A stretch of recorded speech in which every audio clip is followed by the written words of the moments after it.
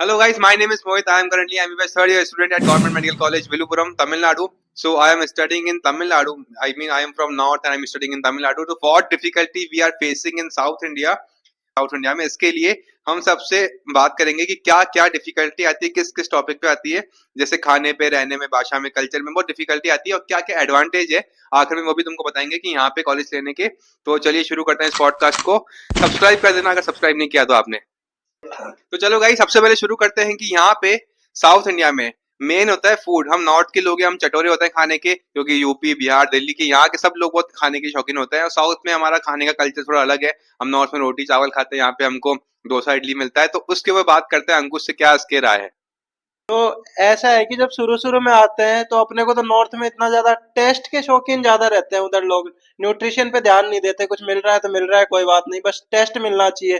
कचौरी समोसे खाओ, बढ़िया छोले भटूरे खाओ, बढ़िया घर पे रोटी सब्जी खाओ। पर इधर आने के बाद पता चलता है कि यहाँ के लोग बस सिर्फ न्यूट्रिशन के लिए खाते हैं, इनको टेस्ट से कोई मतलब नहीं है। शुरू शुरू में तो ऐसा लगता है कि यार क्या हो गया। और जो वेजिटेरियन है उनको तो बहुत ज्यादा दिक्कत आती है, क्योंकि यहाँ पे लगभग लगभग 99% लोग ही नॉन वेजिटेरियन है।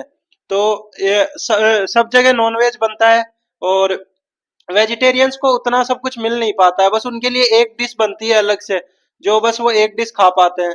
अब पहला चांस तो ये होता है कि अपन वहां पे रोटी खाते हैं, इधर आते ही अपने को चावल मिलना स्टार्ट हो जाते हैं। और रात में इडली डोसा डेली मिलता है। अपने यहाँ ऐसा होता है कि इडली डोसा ब्रेकफास्ट का सामान है, पर इधर डिनर में इडली डोसा मिलता है, जिससे ढंग से पेट नहीं भर पाता।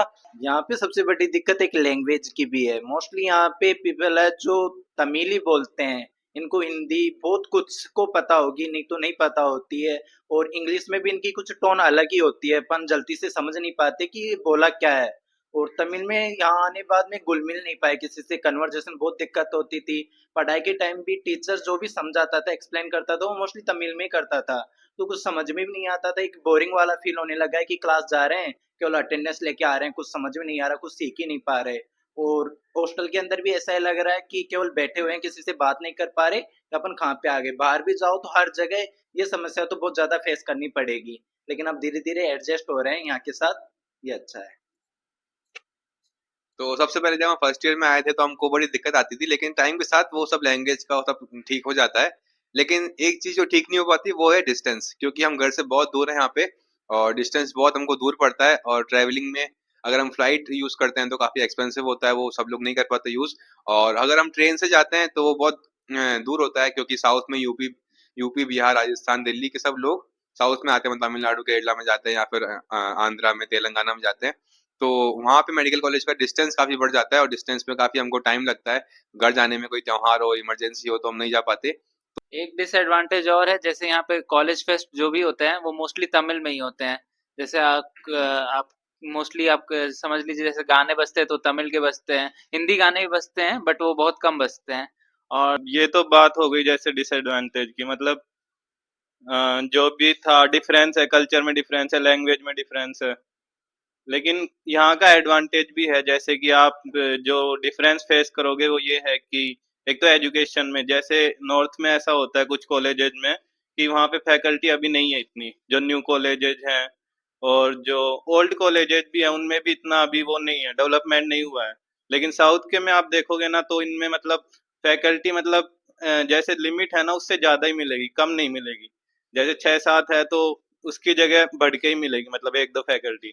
तो एक तो वो चीज़ है। दूसरी चीज़ ये है कि यहाँ के जो हॉस्पिटल्स हैं उनमें पेशेंट लोड है वो काफ़ी अच्छा है। तो अगर आपके अंदर सीखने की इच्छा है तो आप सीख सकते हो।